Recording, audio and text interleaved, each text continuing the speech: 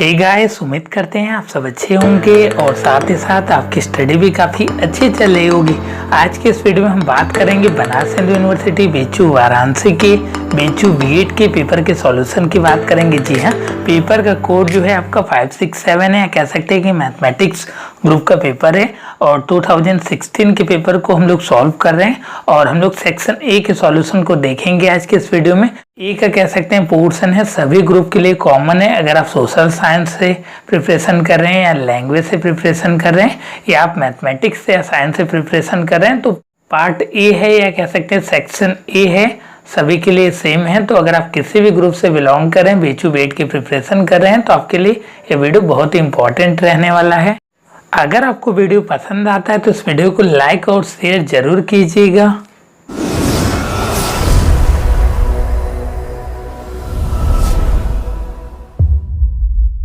बात कर रहे हैं बीएचयू बीएड के पेपर के सॉल्यूशन की बात कर रहे हैं। 2016 के पेपर को हम लोग सॉल्व कर रहे हैं। अगर हम बात करें नंबर ऑफ क्वेश्चन की तो टोटल आपके 100 क्वेश्चन फ्रेम किए जाते हैं और जिसकी टाइमिंग रहती है 2 घंटे 30 मिनट्स की टाइमिंग दी जाती है। जी हाँ, आपको 2.5 घंटे की टाइमिंग दी जाती है और जिसका मार्क्स है कह सकते हैं मैक्सिमम मार्क्स जो रहता है कह सकते हैं 300 मार्क्स टोटल आपके पेपर बनाए जाते हैं। अगर हम इसके कट ऑफ की बात करें तो 210 220 आपके कट ऑफ जाते हैं।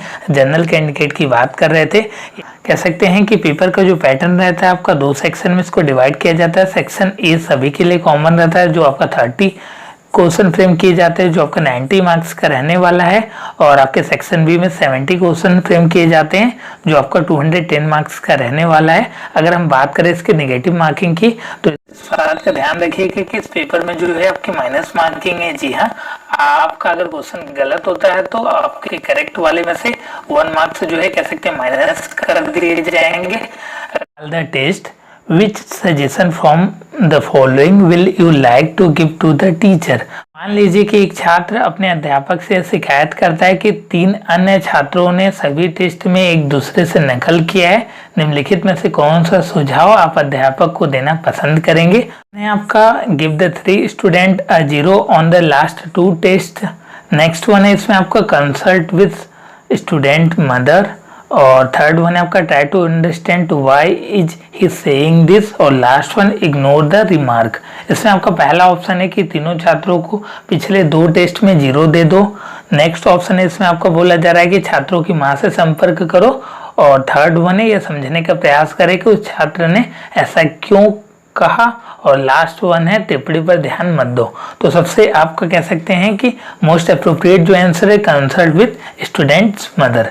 आपको तीनों छात्र के स्टूडेंट्स के मदर को कंसल्ट करना चाहिए कि स्टूडेंट्स प्रॉब्लम फेस कर रहे हैं उसको समझना चाहिए, देन उसके बाद ही डिसीजन लेनी चाहिए। तो इसमें आपका जो मोस्ट अप्रोप्रिएट ऑप्शन है सेकेंड ऑप्शन है। नेक्स्ट इसमें है आपका the most promising steps for a teacher to take in order to improve class discipline is. इसमें आपका ऑप्शन है evaluate his her material methods and approach to children. Next one consult the class and agree upon a graduate series of punishment. Next one call a class parents meeting to discuss the situation, refers the host of friends to guidance centre. अगर इसको हिंदी में refer कर दे रहा हूँ, एक अध्यापक के लिए कक्षा के अनुशासन को बढ़ाने का सबसे उपयुक्त तरीका क्या है? वह अपनी सामग्री विधि तथा उपागम का मूल्यांकन करे। वन कक्षा से परामर्श करे तथा दंड के क्रमिक श्रेणी का निर्धारण करे और थर्ड वन आता है इसमें आपका परिस्थिति पर विचार विमर्श हेतु कक्षा अभिभावक सभा बुलाए और लास्ट ऑप्शन है सबसे खराब अपराधी को निर्देशन केंद्र पर भेजें। तो इसमें यह है कि आप अपनी स्टडी मटेरियल को सुधार सकते हैं, जो आपका मेथड है पढ़ाने का तरीका और बच्चों के साथ अप्रोच करने का जो तरीका उसको आप सुधार कर सकते हैं। तो इसमें आपका पहला जो ऑप्शन है वो आपका करेक्ट है। नेक्स्ट वन थर्ड नंबर पे आता है suppose in a conference the mother of the 3rd grade asks the teacher how she can help to improve her child's reading ability of following the poorest recommendation is she should। मान लीजिए कि एक 3री श्रेणी में पास होने वाले छात्र की मां अध्यापक से यह प्रश्न पूछती है कि मान लीजिए कि एक 3री श्रेणी में पास होने वाले छात्र की मां अध्यापक से यह पूछती है कि वह किस प्रकार से अपने बच्चों की अध्ययन शक्ति को बढ़ा सकती है। निम्नलिखित में से सबसे खराब सुझाव क्या हो सकता है? फर्स्ट वन, वह छात्र को सार्वजनिक पुस्तकालय में नियमित ले जाए। नेक्स्ट वन, बच्चों को समुदाय के रुचिकार स्थानों को भ्रमण कराए, छात्रों के साथ अध्ययन करे। और लास्ट वन, छात्र के टीवी देखने पर कठोरता से अंकुश लगाना। तो इसमें पूछा गया था कि पुअरेस्ट आपका आंसर कौन सा हो सकता है, सबसे खराब। तो आपको किसी भी चीज़ को कह सकते हैं कि जोर जबरदस्ती के साथ चीज़ों को आपको नहीं मनवाना है, कह सकते हैं। तो इसमें आपका कह सकते हैं कि छात्र को टीवी देखने पर कठोरता से अंकुश लगाना, ऐसा आपको बिल्कुल नहीं करना चाहिए, नहीं तो बच्चा आपका और कह सकते हैं कि दूसरे वे में जा सकता है। तो severely limit the child watching of television. तो इसमें आपका ऑप्शन नंबर जो है आपका डी करेक्ट है।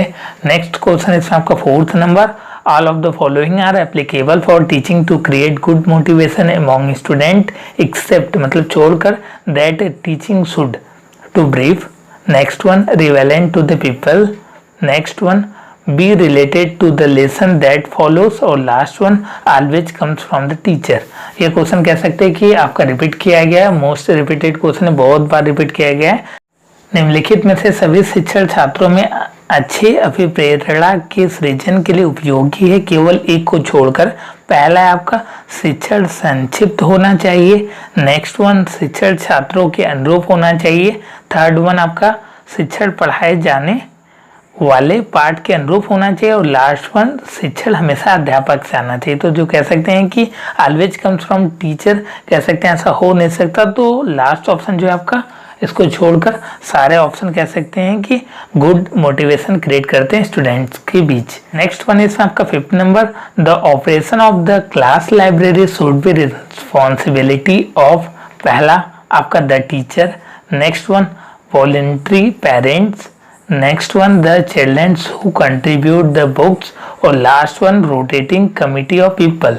एक कक्षा पुस्तकालय के संचालन का उत्तरदायित्व होना चाहिए अध्यापक का, स्वैच्छिक अभिभावक का। नेक्स्ट वन, उन बच्चों का जिन्होंने पुस्तक दान में दी है, छात्रों के चक्रा अनुकरणित समितियों का। तो इसमें जो है कह सकते हैं कि ऑपरेशन होना चाहिए क्लास लाइब्रेरी का, रिस्पॉन्सिबल होना चाहिए rotating committee of peoples. Last option इसमें आपका करेक्ट है। नेक्स्ट वन इसमें आपका six number, in dealing with a class that is misbehaving, the teacher least effective course of action is। एक उदंड कक्षा से व्यवहार करने के लिए एक अध्यापक के लिए सबसे कम प्रभावी रास्ता क्या हो सकता है। First one, ask the principal to observe the class. Next one, lower the grades of peoples who create the most serious infraction. इसमें आपका isolate those most responsible for the misbehavior। और last one, ascertain the extent to which his teaching method is responsible। तो इसमें आपका करना क्या है, कह सकते हैं कि सबसे आपका कह सकते हैं कि कम प्रभावी रास्ता पूछा गया है प्रधानाचार्य से कक्षा के अवलोकन के लिए कहें, यह हो नहीं सकता, पॉसिबल नहीं। सबसे अधिक व्यक्तिक्रम करने वाले छात्रों को ग्रेड को कम कर सकते हैं। उदंडता के लिए सबसे ज़्यादा जिम्मेदार छात्रों को अलग कर दे। लास्ट ऑप्शन इसमें आपका यह निर्धारित करे कि इसके लिए उसकी शिक्षण विधि कितनी उत्तरदायी तो है। तो इसके लिए आपको करना है कि lower the grade of peoples who create most serious infraction. Option number जो है कह सकते हैं कि आपका बी जो है आपका करेक्ट है। 10th number, childrens attitudes towards person of different ethnic group are mostly based upon. बच्चों के दूसरे जाति समूह के प्रति अभिवृत्ति मुख्य रूप से आधारित होती है किस पर, their parents attitudes. Next one, the attitudes of their peer. Next one, their sibling attitudes. और लास्ट वन आपका देयर रिलीजियस अफेक्शन, अभिभावक की अभिवृत्ति पर। नेक्स्ट वन, उनके मित्रों की अभिवृत्ति पर। और नेक्स्ट वन, उनके भाई बहन की अभिवृत्ति पर। और लास्ट वन, उनके धार्मिक झुकाव पर। तो जो कह सकते हैं कि बच्चे का जो एटीट्यूड्स होता है उनके भाई बहन की अभिवृत्ति पर होता है। तो ऑप्शन जो है आपका सी करेक्ट है इसमें। नेक्स्ट इसमें आपका 8 number, a child from a disorganised home will experience the greatest difficulty with well structured lesson. Next one, independent study. Third one, programmed instruction. Fourth one, short answer test. एक विघटित परिवार के बच्चों को सबसे अधिक कठिनाई किसमें होती है, सुव्यवस्थित पाठ से स्वतंत्रता पूर्वक अध्ययन करने में, अभिक्रमिक अनुदेशन से और लास्ट इसमें आपका लघु उत्तरी प्रश्नों में। तो सबसे ज़्यादा कह सकते हैं कि डिफिकल्टी जो होती है इंडिपेंडेंट स्टडी करने में होती है, तो ऑप्शन नंबर जो है आपका बी करेक्ट है इसमें। नेक्स्ट वन आपका 9 number, effective teacher is he first one who have control over the class. एक प्रभावी अध्यापक क्या हो सकता है, जिसका कक्षा पर पूरा नियंत्रण हो कह सकते हैं। Next one, who can deliver more information in limited period, जो कम समय में अधिक सूचना दे सकता है। Next one, who inspire student how to learn, जो छात्रों को कैसे सीखा जाए इसके लिए प्रेरित करता है। और नेक्स्ट वन है, who carefully check the home assignment, जो गृह कार्य को सावधानी पूर्वक जांचता है। तो कह सकते हैं कि जो आपका मोटिवेट करता है, या कह सकते हैं कि किसी भी प्रकार की इंस्पिरेशन देती है, तो वह टीचर आपका बहुत ही इफेक्टिव है। अगर बच्चा एक बार इंटरनली मोटिवेट हो गया तो वह आपका कह सकते हैं कि अच्छा परफॉर्म करेगा क्लास में। तो ऑप्शन जो है आपका सी वाला करेक्ट है। नेक्स्ट वन इसमें आपका 10th नंबर, इसमें बोला जा रहा है कि which one of the following is an indicative of a quality of teaching. यह भी कह सकते हैं कि आपका रिपीटेड क्वेश्चन, इसको भी ध्यान में रखिएगा। निम्नलिखित में से क्या अच्छे अध्यापन के गुण का प्रदर्शन करता है। First one, maintain pin drop silence in the classroom, कक्षा में पूर्ण शांति बनाए रखना। Next one, raises very standard question. Next one, students reply in the classroom. और last one, pass percentage of the students.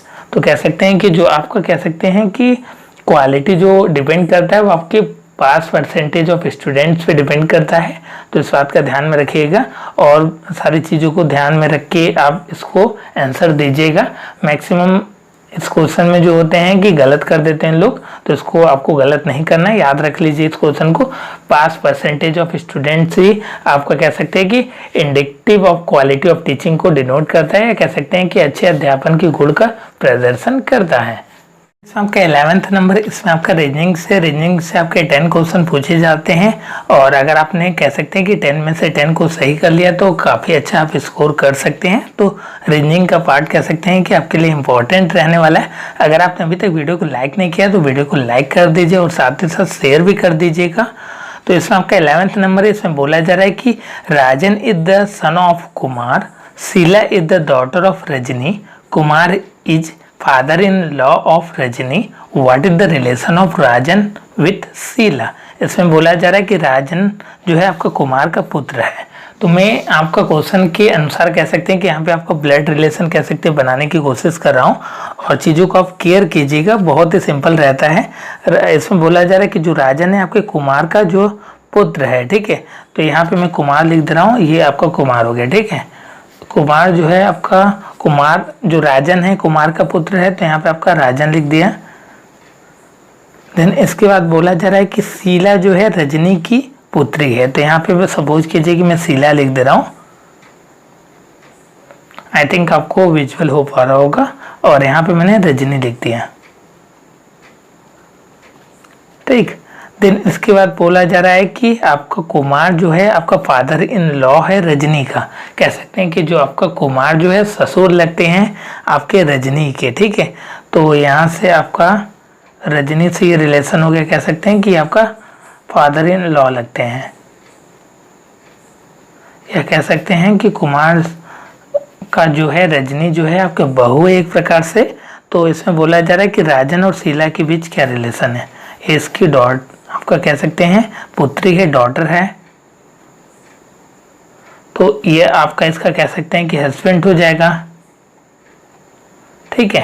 ये आपका हस्बैंड हो जाएगा। एक बार मैं फिर से क्लियर कर दे रहा हूँ। यहाँ पे देखिए, इसमें बोला गया था कि जो आपका राजन है कुमार का पुत्र है, तो ठीक है, राजन जो है कुमार का पुत्र है, शीला रजनी की पुत्री है की बात की जा रही है। शीला रजनी की पुत्री है, तो शीला ठीक है मैंने यहाँ पे लिख दिया, जो रजनी की पुत्री है, ठीक है, डॉटर है। कुमार जो है आपका रजनी के ससुर हैं, तो कुमार जो रजनी का ससुर हो गया, ये इसका बेटा हो गया, तो ये आपकी बहू हो गई, तो ये इसका हस्बैंड होगा, राजन कह सकते हैं रजनी का।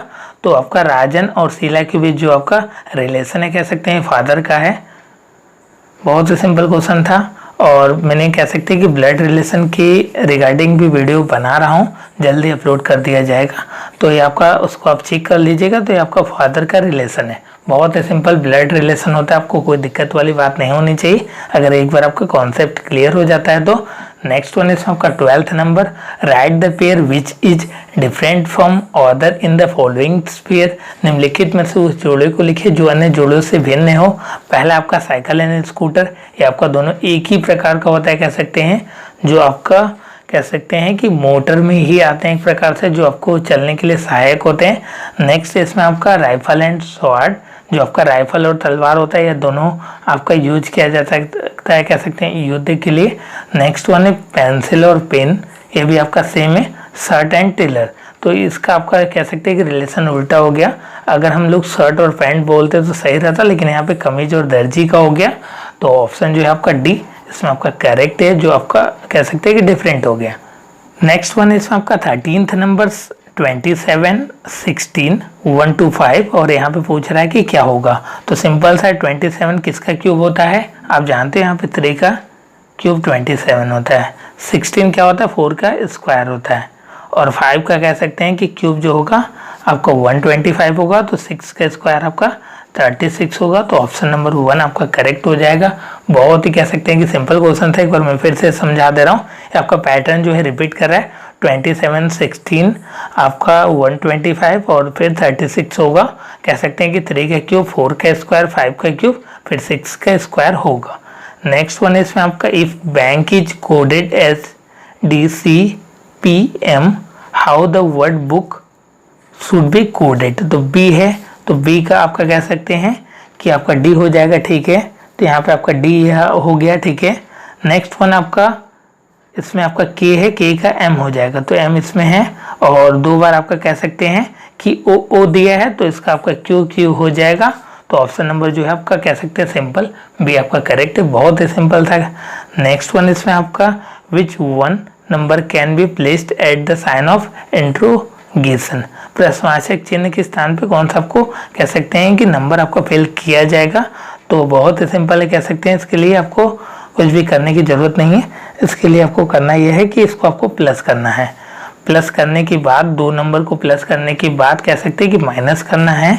तो सिंपल सा बहुत लॉजिक है, कह सकते हैं, इसको आप प्लस कर दीजिए। 13 और 15 को प्लस करेंगे तो आपका कह सकते हैं कि 28 आएगा, 28 में से 8 को माइनस करेंगे तो 20 आ जाएगा। नेक्स्ट वन है आपका, एक बार मैं फिर से लिख के दिखा दे रहा हूँ, यहाँ पे आपका 15 + 13 - 8 करेंगे तो आपका 20 आ जाएगा। इसी तरह आपका 6 + 3 - 2 करेंगे तो आपका 7 हो जाएगा। इसी तरह 5 + 9 + -1 करेंगे आप, तो ये हो गया आपका 14 और ये 13 हो जाएगा। तो यहाँ पे आपका जो कह सकते हैं कि फिल करना था वो आपका 1 फिल करना था, तो यहाँ पे आपका ऑप्शन जो है आपका पहला करेक्ट है। नेक्स्ट क्वेश्चन की तरफ बढ़ते हैं, 16th नंबर। इस तरीके के क्वेश्चन में आपको ज़्यादा टाइम कंज्यूम नहीं करना है, नहीं तो आपको पार्ट बी में बहुत सारे प्रॉब्लम फेस करनी पड़ सकती हैं। A man travel 12 kilometre west, then 3 kilometre toward south and then 8 kilometre toward east, how far he is from the starts. एक व्यक्ति जो है आपका 12 किलोमीटर पश्चिम दिशा को जाता है, और फिर कह सकते हैं कि 3 किलोमीटर जो है आपका दक्षिण की दिशा की ओर जाता है। फिर उसके बाद कह रहा है कि आपका 8 किलोमीटर पूर्व दिशा की ओर जाता है। तो उसे जहाँ से प्रारंभ किया तो वो आपका कितना दूर कह सकते हैं कि पहुँच गया, इसकी बात बोल रहा है इसमें। तो हम लोग आइए इसको देख लेते हैं। मैं आपको इसका नोटेशन बता दे रहा हूँ कि पहले आपको यूज करना है, जो हम लोगों की कॉपी पे जो आपको दिशा कह सकते हैं उसको यूज करना है। इधर आपका नॉर्थ रहेगा ऊपर की तरफ, इधर आपका कह सकते हैं कि साउथ रहेगा, इधर आपका ईस्ट रहेगा और इधर आपका वेस्ट रहेगा, ठीक है। ईस्ट, वेस्ट, नॉर्थ, साउथ, जी हाँ। कह सकते हैं कि आपका पूरब, पश्चिम, आपका कह सकते हैं कि उत्तर, दक्षिण, ठीक है। तो इसमें आपका पहले में बोला गया कि a man travel 12 kilometre west, west की तरफ ट्रेवल करता है 12 किलोमीटर। तो सपोज कीजिए कि यहाँ पर है, ये आपका ट्रेवल किया 12 किलोमीटर वेस्ट की तरफ, वेस्ट डायरेक्शन में इधर। देन इसके बाद कह सकता है कि 3 किलोमीटर टूवर्ड साउथ, 3 किलोमीटर चला आपका साउथ की तरफ, ठीक है। फिर इसमें बोला जा रहा है कि 8 किलोमीटर आपका फिर से चला ईस्ट की तरफ, ठीक है, यहाँ पे पहुँच गया। तो पूछ रहा है कि अपना पॉइंट से कितना दूर ये रहेगा। तो एक प्रकार से कह सकते हैं कि हमको आपका ये निकालना है, तो ये आपका 3 हो गया, और ये आपका कह सकते हैं कि टोटल 12 है, 8 है, तो ये कितना हो जाएगा आपका 12 माइनस 8 आपका 4 हो जाएगा। ये आपका 3 हो गया, 4 हो गया, तो पाइथागोरस लगा के इसको आप निकालेंगे तो 5 आएगा। 3 का स्क्वायर प्लस 4 का स्क्वायर इक्वल टू आपका 5 का स्क्वायर आ जाएगा। जब रूट ओवर लेंगे आप तो ये आपका कह सकते हैं 5 हो जाएगा। तो बहुत ही सिंपल क्वेश्चन था। तो ऑप्शन नंबर जो है आपका डी इसमें आपका करेक्ट है, 5 किलोमीटर, 5 किलोमीटर आपका करेक्ट आंसर है। नेक्स्ट वन है इसमें आपका 17th नंबर। इसमें आपका कह सकते हैं कि आपका अरेंजमेंट से क्वेश्चन पूछे गए हैं। 5 boy are sitting in row, A is on the right of B, E is on the left of B, but he is on the right of C, E is on the right left of D, who seat first from the left. आपका कह सकते हैं कि 5 लड़के बैठे हैं एक पंक्ति में। तो पहले हम लोग 5 लड़कियों को बना लेते हैं एक पंक्ति में। तो यहाँ पे मैं बना ले रहा हूँ A B C D E. अब क्वेश्चन में क्या बोला जा रहा है कि ए बी सी डी आपने बना लिया। फिर इसमें बोला जा रहा है कि ए जो है बी के आपका दाहिने बैठा है, ठीक है। ए जो है आपका बी के दाहिने बैठा है, तो सपोज कीजिए बी ए है, तो आपका कह सकते हैं कि ए आपका दाहिने बैठा है, तो यहाँ पे हो गया। देन इसके बाद बोला जा रहा है कि ई जो है आपका बी के बाएं बैठा है, तो यहाँ पे आपका ई हो गया इसके बाएं। नेक्स्ट इसमें बोला जा रहा है कि सी जो है आपका दाहिने बैठा है इसके, तो जो सी है इसके आपके दाहिने बैठा है। और लास्ट वन है कि ए जो है डी के आपके दाहिने बैठा है, तो ए के आपके दाहिने आपका डी बैठा है, तो ये हो गया, ठीक है। अब हम लोग स्टार्ट करते हैं। इसमें बोला गया कि सबसे पहले कौन बैठा, तो सबसे पहले आपका देख रहे हैं सी है। आपको विजुअल हो पा रहा होगा, आई होप। सी बैठा है सबसे आगे आपका, ठीक है। तो इसमें आपका जो ऑप्शन है आपका बी वाला आपका करेक्ट है। नेक्स्ट क्वेश्चन है इसमें आपका 18th number. Anand is older than Shashank but younger than Roshan. फिर बोला जा रहा है इसमें आपका कि Dhanashree is younger than Seema but older than Rajshree. If Rajshree is older than Shashank, who amongst them is the oldest. Anand जो है शशांक से उम्र में बड़ा है परंतु रोशन से छोटा है। धनश्री जो है आपकी सीमा से छोटी है किंतु राजश्री से बड़ी है, परंतु राजश्री शशांक से बड़ी है। तो इनमें सबसे आपका कह सकते हैं कि बड़ा कौन है, इसकी बात पूछी जा रही है। तो एक एक करके हम लोग बनाते हैं। आनंद इज ओल्डर देन शशांक, जो कह सकते हैं कि आनंद है आपका ओल्डर है शशांक से, तो ठीक है। यहाँ पे मैं ए ले रहा हूँ। ए जो है आपका ओल्डर है शशांक से बड़ा है, ठीक है। फिर इसके बाद बोला जा रहा है क्वेश्चन में बट यंगर देन रोशन, रोशन से यंगर है, तो यहाँ पे आपका रोशन हो गया यहाँ पे। देन इसके बाद बोला जा रहा है कि आपका धनाश्री इज यंगर देन सीमा। धनश्री जो है आपका यंगर है सीमा से, तो यहाँ पे आपका धनश्री हो गया, ये यंगर है सीमा से। तो फिर इसके बाद बोला जा रहा है बट ओल्डर देन राजश्री, तो यहाँ पे आपका राजश्री आ गया। तो बोला जा रहा है कि सबसे आपको ओल्डेस्ट कौन होगा, ठीक है, सबसे ओल्डेस्ट कौन होगा। और यहाँ पे एक चीज मेंशन की गई है कि इफ आपका Rajshree is older than Shashank, जो राजश्री है आपका ओल्डर देन शशांक, कह सकते हैं कि इसमें बोला गया है कि अगर राजश्री शशांक से बड़ी हो, राजश्री जो आपका शशांक से बड़ी है ये, ठीक है। आपको आई होप चीज़ों को क्लियर हो रहा होगा। तो ये राशि जो है शशांक से बड़ी है, तो ठीक है। तो ये इसकी कह सकते हैं कि कंपेयर में आ जाएगी। अगर आपकी राशि जो है शशांक से बड़ी है तो आनंद के नियर अबाउट बराबर होगी। तो सबसे बड़ा इसमें आपका रोशन हो गया, क्योंकि कि आपका अभी भी टॉपेस्ट पोजीशन पे है। तो ऑप्शन नंबर जो है आपका पहला वाला करेक्ट है। नेक्स्ट क्वेश्चन इसमें आपका 19th नंबर। इसमें बोला जा रहा है कि a person starts from his house and walk 100 metre straight toward south. Take a left turn and walk 75 meter straight toward east. How far he from the starting position? एक व्यक्ति जो है अपने घर से दक्षिण दिशा में 100 मीटर चलता है, सीधा चलता है, फिर बाएं मुड़कर पूर्व दिशा की ओर 75 मीटर सीधा चलता है, तो अपने घर से कितनी दूर पहुंच चुका है। तो मैंने कह सकते हैं कि डायरेक्शन के लिए बताया है कि आपका ईस्ट वेस्ट नॉर्थ साउथ हो गया। तो इसमें बोला ये जा रहा है कि सबसे पहले आपको person start from his house and walk 100 metre toward south, south की तरफ चलता है, तो 100 मीटर की आपका साउथ की तरफ चल गया, ये 100 हो गया कह सकते हैं। देन इसके बाद बोला जा रहा है कि आपका 75 मीटर ईस्ट की तरफ चलता है, तो ये आपका 75 मीटर ईस्ट की तरफ चला। तो इससे आपका स्टार्टिंग पॉइंट से एंड पॉइंट की दूरी कह सकते हैं कि पाइथागोरस लगा देंगे, इसका स्क्वायर प्लस इसका स्क्वायर, तो जो आपका कह सकते हैं कि आ जाएगा आंसर वो आपका 100 का स्क्वायर हो जाएगा, प्लस में आपका 75 का स्क्वायर करेंगे, जो आपका आंसर आ जाएगा कह सकते हैं 125 आने वाला है। तो ऑप्शन नंबर जो है आपका बी करेक्ट है। आप स्क्वायर करके उसका स्क्वायर रूट निकाल लीजिएगा, बहुत ही सिंपल है। इसमें आपका 20 number, state the alphabet of a letter which will come next in the following series.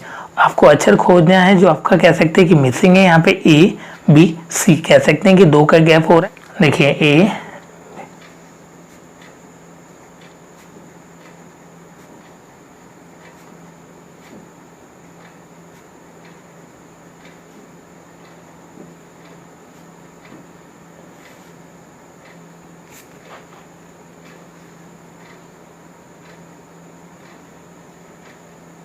ठीक है, यहाँ पे आपका ए से जो है आपका डी बन रहा है, फिर उसके बाद आपका ई से कह सकते हैं कि एच बन रहा है, और कह सकते हैं कि आई से आपका एल बन रहा है, तो एम से आपका 2 को छूटेगा पी बनेगा।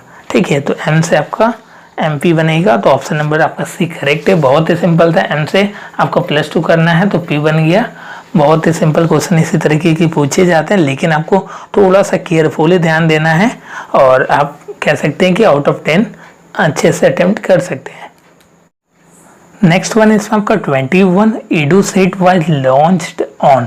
EduSat को स्थापित किया गया था कब? पहला ऑप्शन इसमें आपका 9 सितंबर 2004, नेक्स्ट वन इसमें आपका 11 सितंबर 2004, और नेक्स्ट वन इसमें आपका 20 सितंबर 2004, और लास्ट ऑप्शन इसमें आपका 18 सितंबर 2004। तो EduSat की अगर हम बात करें तो इसको हम लोग GSAT-3 भी बोलते हैं, जो बेसिकली आपका कम्युनिकेशन सैटेलाइट है, जो आपको लॉन्च किया गया था 20 सितंबर 2004 में। और किसके द्वारा लॉन्च किया गया था? तो इसरो के द्वारा, एक प्रकार से कह सकते हैं कि इंडियन स्पेस रिसर्च ऑर्गेनाइजेशन के द्वारा इसको लॉन्च किया गया था 20 सितंबर 2004 में। नेक्स्ट इसमें आपका कह सकते हैं कि 2004 की बात की जा रही है, तो इसमें आपका फिक्स्ड नहीं है कि क्वेश्चन कहीं से भी पूछे जा सकते हैं, रैंडमली कह सकते हैं कि क्वेश्चन पिक होते हैं, तो थोड़ा सा आपको ब्रॉड इसके लिए आपको पढ़ना पड़ेगा।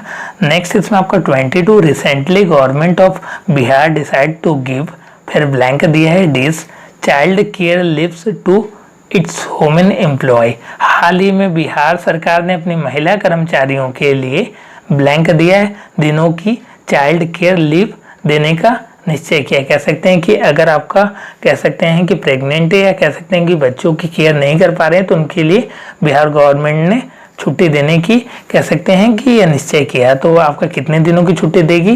तो कह सकते हैं कि 730 दिन की टोटल आपकी छुट्टी देगी। तो पहला ऑप्शन है उत्तर प्रदेश, नेक्स्ट वन है इसमें आपका गुजरात, नेक्स्ट वन है आंध्र प्रदेश, और लास्ट ऑप्शन है इसमें आपका केरला। तो जो आपका डिजिटल कह सकते हैं कि राज्य है वो आपका केरला है। अगर इसमें आपका मणिपुर कह सकते हैं ऑप्शन रहता तो वह भी आपका कह सकते हैं कि पहले नंबर पे आता है। तो इस बात का ध्यान में रखिएगा कि डिपेंड करता है कि आपको ऑप्शन क्या दिया गया, उस सिचुएशन पे आपको डिपेंड करता है। नेक्स्ट वन इसमें आपका who is the present director of national assessment and accreditation council. National assessment and accreditation council का वर्तमान आपका निर्देशक कौन है, इसकी बात की जा रही है। तो इसमें आपका पहला ऑप्शन है आपका प्रोफेसर EHE रंगानाथ, नेक्स्ट इसमें आपका प्रोफेसर EN राय, नेक्स्ट वन है आपका प्रोफेसर DP सिंह, और लास्ट ऑप्शन है इसमें आपका प्रोफेसर अरुण नागवेकर। तो इसमें आपका अगर हम बात करें 2016 के पेपर की, तो उसमें आपके जो प्रोफेसर थे नैक, जी हाँ नैक इसको बोलते हैं, जो आपकी ग्रेडिंग करती है, किसी भी यूनिवर्सिटी को ग्रेडिंग किया जाता है नैक के द्वारा। तो उसके जो प्रेजेंट डायरेक्टर थे उस समय आपके प्रोफेसर DP सिंह थे। अगर हम बात करें इस समय, अगर हम लोग नैक के स्टेबलाइजेशन की अगर हम बात करें तो 1994 में इसको इस्टेब्लिश किया गया था, और इसके अगर हम हेड क्वार्टर की बात करें तो आपका बेंगलुरु कर्नाटक में है।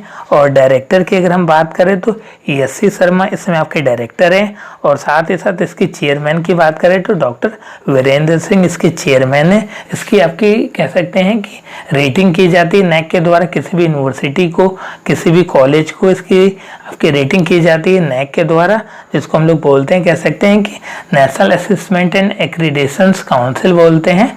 तो इसमें आपका A++ जो आपका ग्रेड मिलता है, कह सकते हैं उसकी जो आपकी रेटिंग होती है 3.51 से 4 के बीच में होती है। अगर हम बात करें A+ की ग्रेडिंग तो ये आपका 3.26 से 3.50 के बीच में होती है। और लास्ट आपका A या आपकी जो ग्रेडिंग होती है, कह सकते हैं 3.01 से 3.25 के बीच में होती है। तो इस बात का ध्यान में रखिएगा। नेक्स्ट वन इसमें आपका 25 the 2011 census show that adult literacy rate in India has risen to.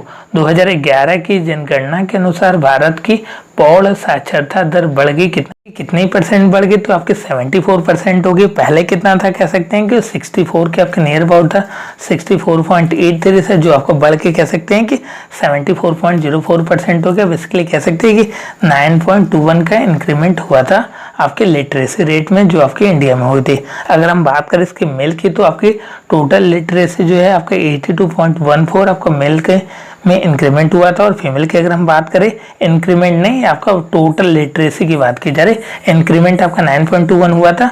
अगर हम फीमेल की बात करें तो 65.46 आपकी लिटरेसी रेट है इंडिया में, जो आपके सेंसस 2011 में आपका कह सकते हैं कि बढ़ गई थी।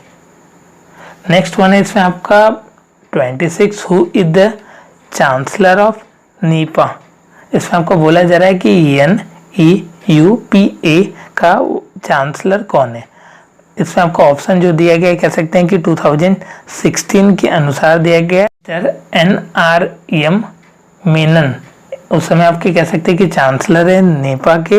अगर हम इसकी बात करें आपकी इसके पूरे नाम की, तो national institute of educational planning and administration इसका आपका पूरा नाम है। अगर हम इसके स्टेबलाइजेशन की बात करें कि कब इसका कह सकते हैं कि स्टेब्लिश्ड हुआ था, तो 1962 में आपका स्टेब्लिश्ड हुआ था। वाइस चांसलर की बात करें तो NV वग्रेगी है वाइस चांसलर। और इसके अगर हम लोकेशन की बात करें कि इसका हेडक्वार्टर कहाँ है, तो आपका न्यू दिल्ली में है। और इसको निक नेम में आपका बोला जाता है NIEPA, इसका आपका निक नेम में कह सकते हैं। अगर हम बात करें कि UGC के द्वारा कब इसको अप्रूवल मिला था, तो 2006 में हुआ था। इस बात का विशेष ध्यान रखिएगा, यह बार बार आपका पूछा गया है।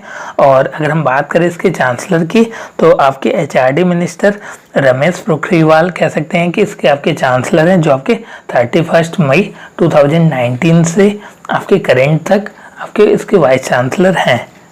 वन इसमें आपका 27 द सर्व शिक्षा अभियान एम फॉर द गिवन। सर्व शिक्षा अभियान का उद्देश्य क्या है। पहला इसमें आपका प्राथमिक शिक्षा का सार्वभौमिकीकरण। नेक्स्ट वन इसमें आपका यूनिवर्सलाइजेशन ऑफ सेकेंडरी एजुकेशन।